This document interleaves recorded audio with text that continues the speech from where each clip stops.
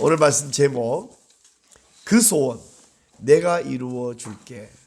여러분 굉장히 반가운 소식이죠? 그 소원 내가 이루어 줄게.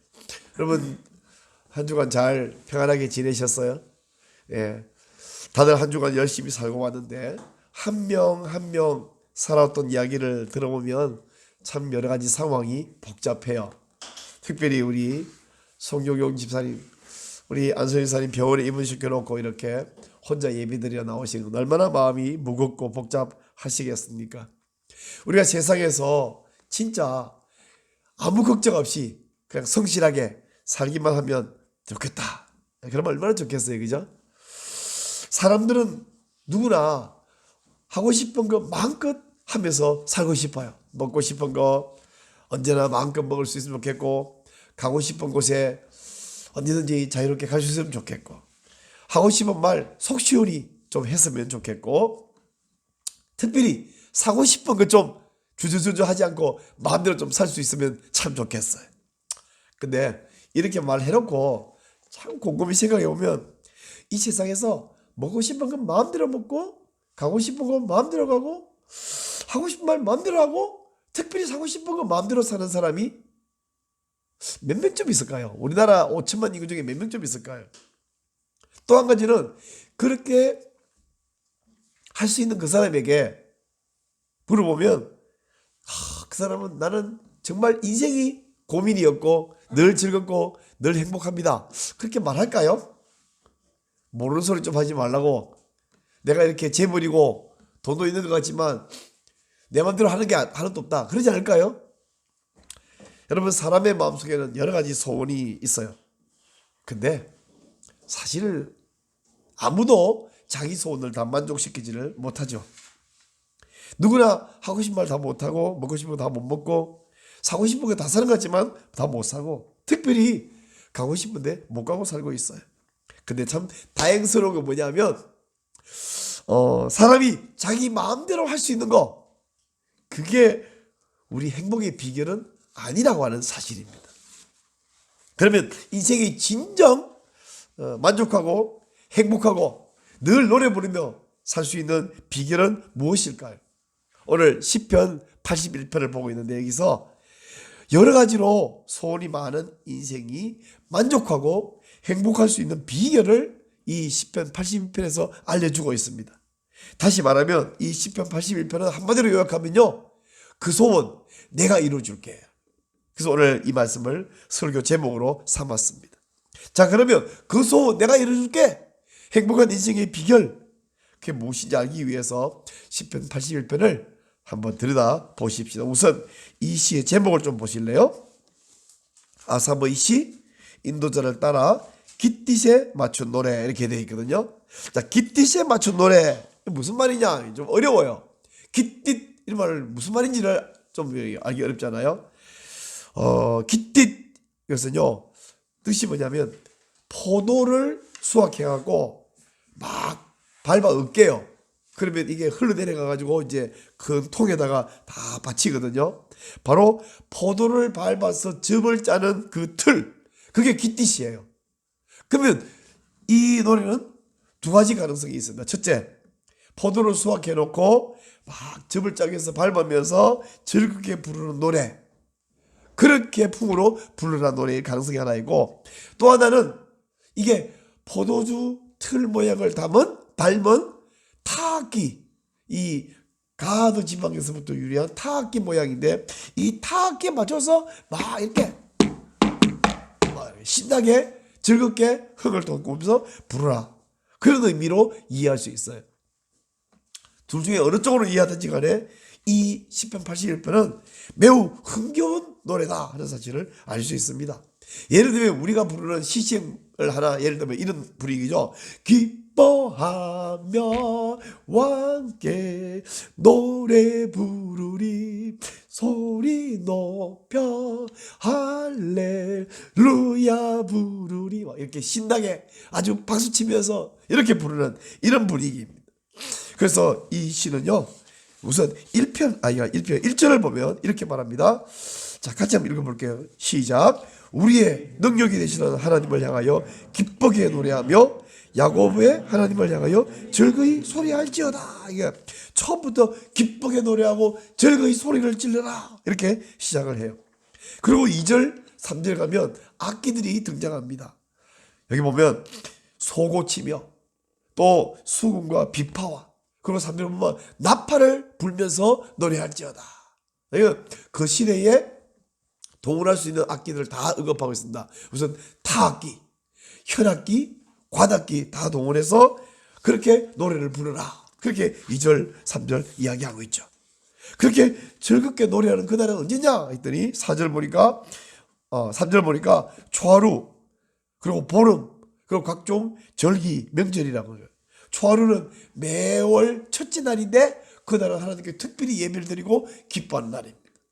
또 보름 그때는 보름이니까 달이 아주 밝게 뜬 날입니다. 이날도 기쁘게 그리고 특별히 봄에 있는 여러 절기들 가을에 있는 여러 절기들 있잖아요. 절기들의 명절에 그렇게 하라. 그러면서 4절에서 하는 말이 이것이 바로 하나님의 백성 성도가 사는 비결이고 방법이고 모습이다. 이렇게 이야기해요. 우리 그 남자가 사는 모습 그 여자가 사는 모습 뭐 이게 드라마 제목 같죠. 영화 제목 같죠.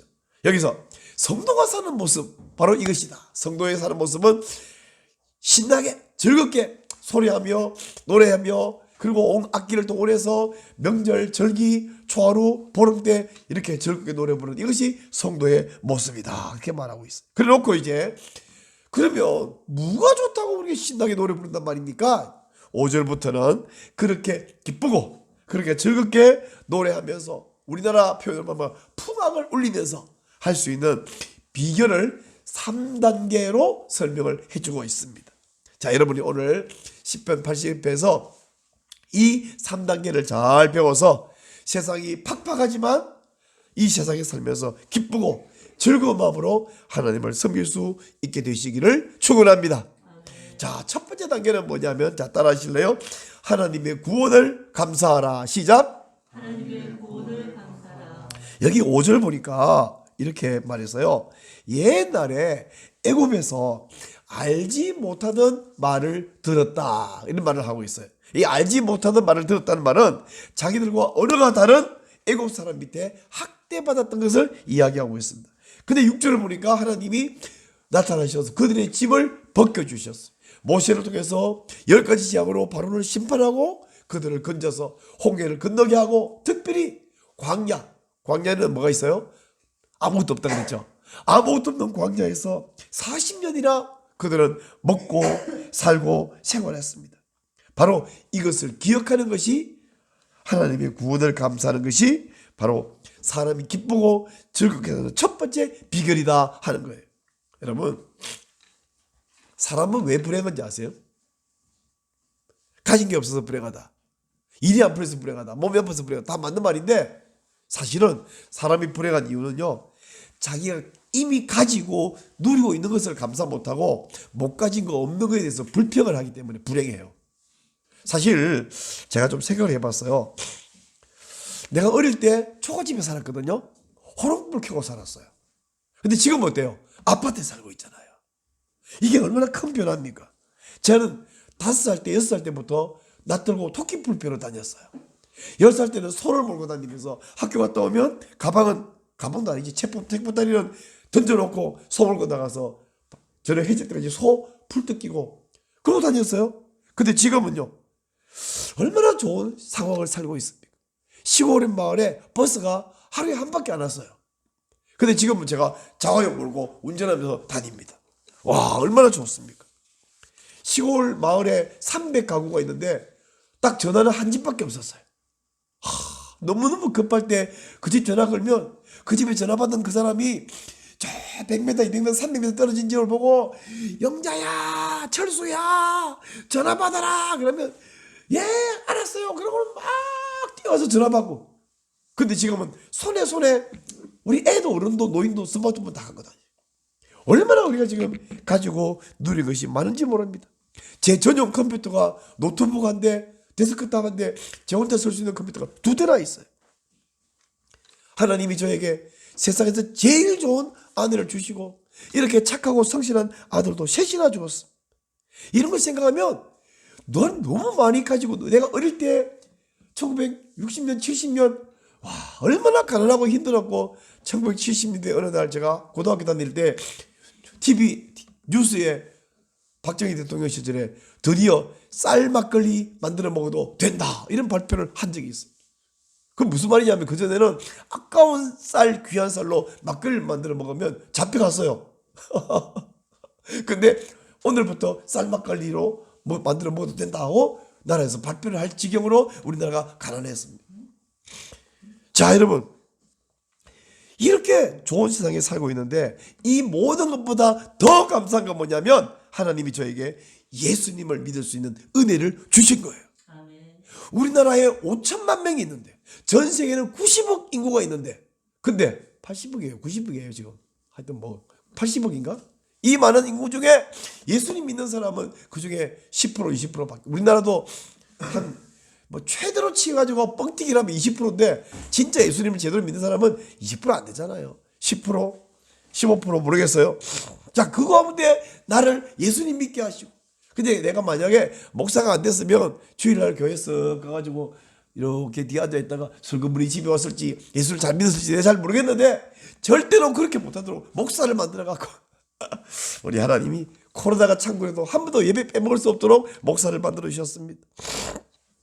예수님께서 이 땅에 오셨잖아요. 우리를 대신에 죽으시려고 십자가에 죽으시려고 이 땅에 오셨지 않습니까? 또 잠시 후면 예수님이 재림하셔서 우리를 죄와 고통과 질병과 죽음이 없는 그 나라로 데려가실 텐데 얼마나 감사합니까? 다음 주 성탄절이잖아요. 성탄절은요 전 어떤 사람들은 성탄절 돼갖고 케이크 갖다 놓고 막 생일 축하합니다 사랑하는 예수님 생일 축하합니다 이렇게 부르는데 저는 굉장히 난센스라는 생각이 들어요. 하늘 보좌를 버리고 낮고 찬한 곳에 우리를 위해 죽으려고 태어난 그분에게 축하하는 게 맞나? 아니 우리가 기뻐하고 우리가 감사하는 건 맞지만 그분에게 축하를 드리는 게 과연 맞을까? 저는 굉장히 회의를 하고 있는데 모르겠어요. 어떤 크리스찬들은 감사하다는 말을 막 케이크 갖다 놓고 생일 축하합니다. 이게 축하할 일인가? 하여간요 예수님은 죽으려고 오셨어요. 그리고 하늘 보좌를 버리고 이 정말 인간 세상 말하자면 쓰레기통보다 더 더러운 이 세상에 시궁창보다 더 더러운 이 세상에 고난받으러 오셨지 않습니까? 여러분 여러분의 인생이 기쁘고 즐겁고 행복하려면요 안 가진 거 못 가진 거 없는 것 때문에 나는 못 얻고 이 겨울 되는데 따뜻한 부츠도 하나 없고 근데 어떤 사람은 부츠는 그냥 발이 없는 사람도 있습니다. 어떤 사람은 나는 뭐 길 장갑도 하나 없는데 어떤 사람은 손이 없는 사람도 있습니다. 자식이 있는데 뭘 하나 장가를 보내고 뭘 좀 집도 하나 사주고 싶은데 어떤 집에는 자식이 없는 집도 있습니다. 자식은 없는 것도 많은데 가진 것 갖고 감사해야 되지. 자 여러분 차가 있는데 차가 이거 한 10년 돼가 낡아 덜덜덜 거린다. 아니 그 차도 없을 시대를 생각하면 얼마나 감사합니까? 있는 것 가진 것 받은 거 감사하고 특별히 예수님 믿게 해서 천국 소망하며 살게 된 이것을 감사해야지 없는 것 때문에 불평을 하기 시작하면 절대로 인생이 행복할 수가 없습니다. 특별히 구원해 주셨잖아요. 이 세상은 언제나 누구든지 불만하고 만족이 없고 이렇게 힘든 세상인데 죄와 슬픔과 특별히 질병과 죽음이 없는 천국에 우리가 영원히 살 수 있으니 얼마나 감사합니까? 우리 집사님 이렇게 안집사님 이분 시켜놓고 와 있어서 정말 마음이 아픈데 근데 천국에는 이런 질병과 죽음이 없는 거 그 세상을 주시려고 예수님이 우리를 대신해 죽으신 거 믿고 감사하시기를 축원합니다. 자, 첫 번째는 하나님의 구원을 감사하라. 이게 1단계. 그럼 두 번째 단계는 뭐냐?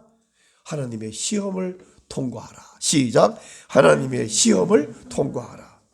우리를 구원하신 예수님께서 우리에게 딱 두 가지를 요구하시면서 이걸로 우리를 시험을 하셔요.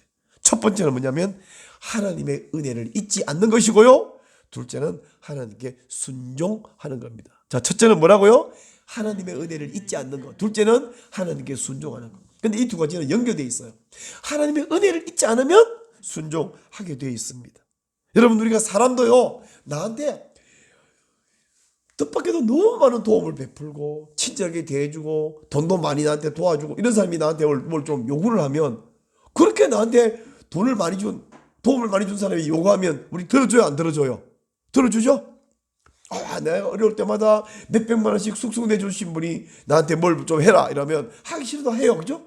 또 그 사람이 좀 오라 그러면, 급히 좀 오라 그러면 밤중에라도 너한테 툭 하면 몇백만 원씩 집어준 사람이 밤중에 오라 그런다고 내가 이 밤에 어떻게 가 그러겠어요? 저 오라는데 가야지. 얼마나 나를 많이 도와줬는데. 근데 나를 구원해 주신 은혜를 생각하면 하나님 말씀에 순종을 안 해요, 우리가? 은혜를 기억하면 순종하게 되어 있습니다.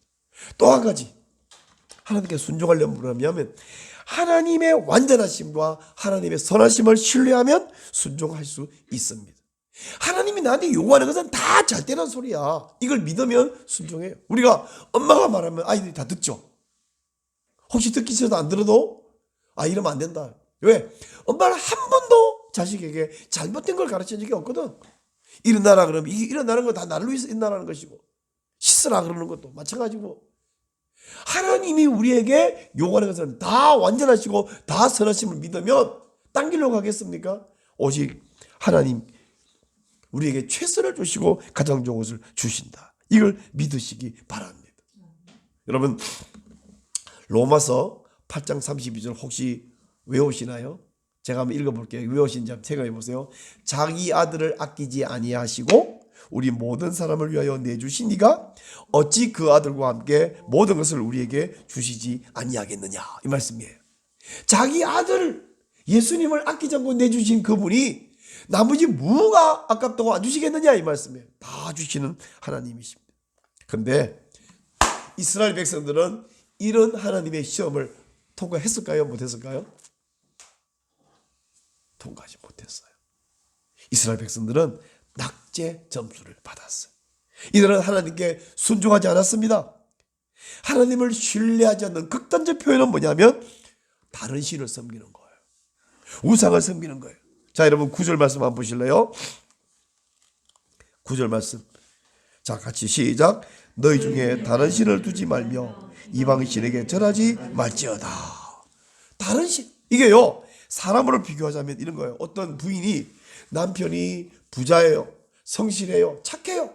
그래서 열심히 일해서 부인에게 돈도 주고 옷도 사주고 좋은 집에서 편히 살게 했는데 이 마누라가 남편에게 만족하지 않고 자꾸 외간 남자를 만나러 찾으러 돌아다녔. 더 행복하겠다고. 그건 다른 건 다 용납해도 외도하는 건 용납 못하죠. 어떤 사람이. 우리 성경 호세아서가 바로 그 이야기를 하고 있는 거예요. 호세아에서 뭐라고요? 너희 이스라엘 백성들은 바로 외간 남자를 찾아 돌아다니는 음녀와 같다 하고 호세아서에서 이야기하고 있습니다. 우리 하나님께서 이스라엘 백성들에게 다른 신 찾아가지 말고 오직 하나님께 나오면 하나님이 내가 너희 소원을 채워주겠다 말씀하셨어요. 자, 여러분 9절하고 10절하고 11절 한번 보겠습니다. 10절 시작. 나는 너를 애굽 땅에서 인도하여 낸 여호와 네 하나님이니 네 입을 크게 열라 내가 채우리라 하였으나 내 백성이 내 소리를 듣지 아니하며 이스라엘이 나를 원하지 아니하였도다. 주님 말하기로 네 입을 크게 열라. 나는 누구냐? 너희를 애굽 땅에서 구원해서 압제해서 벗어나게 하고 그래서 인도하여 이 땅에 살게 한 여호와다. 나를 향해서 입을 크게 열어라. 소원을 말해라. 그리고 내가 다 채워줄게. 그 노래 있죠? 소원을 말해봐. 주님이 우리에게 말해요. 소원을 말해봐. 근데 싫어, 안 말해.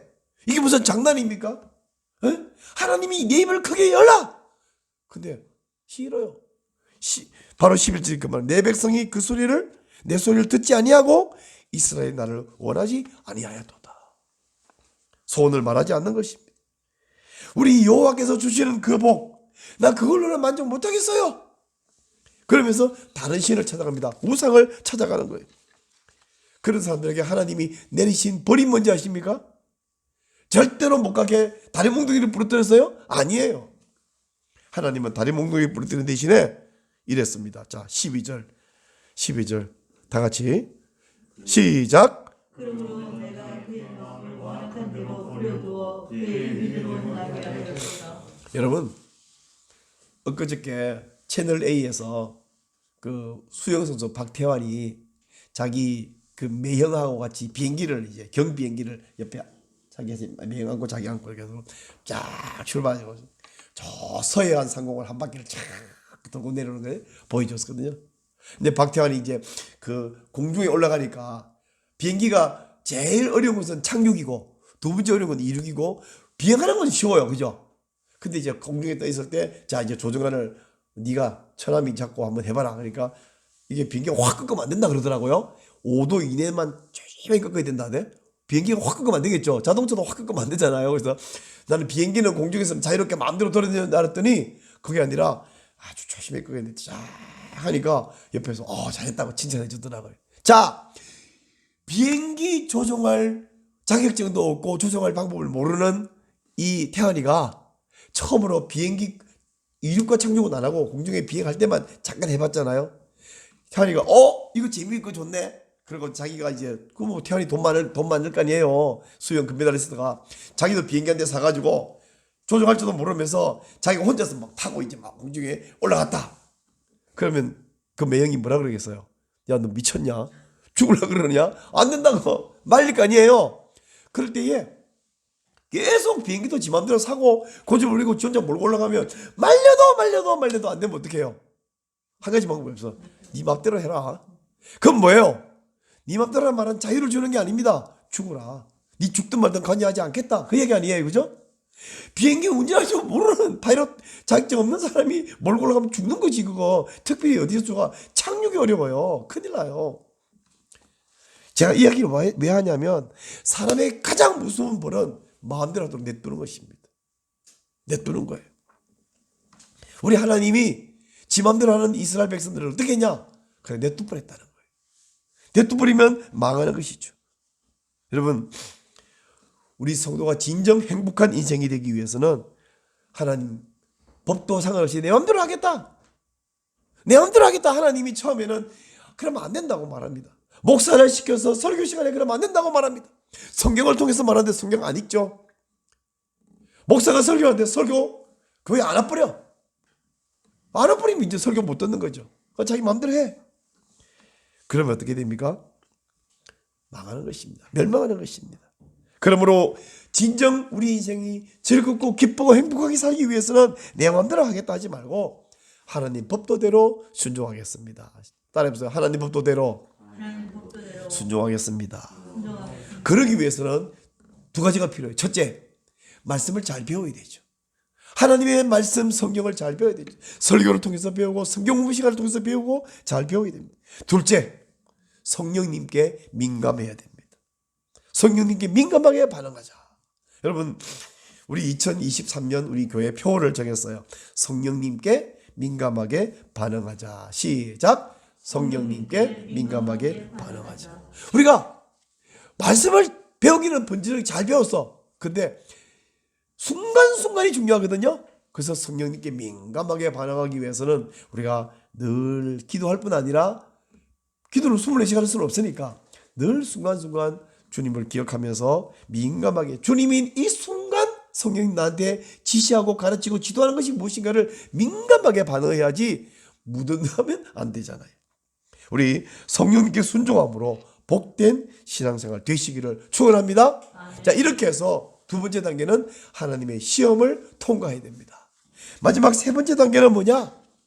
하나님의 공급을 만끽하라.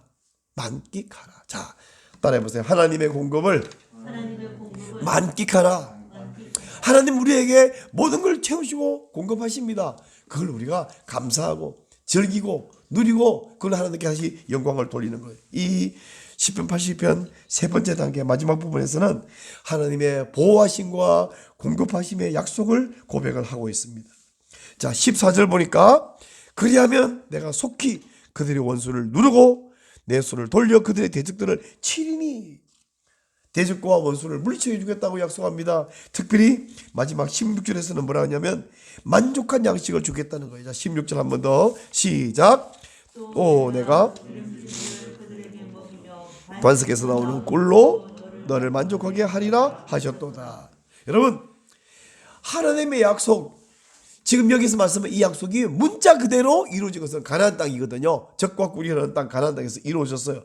그런데도 불구하고 이스라엘 백성들은 가나안 땅 살면서 하나님께 만족하고 감사하는 대신에 우상을 섬겼습니다.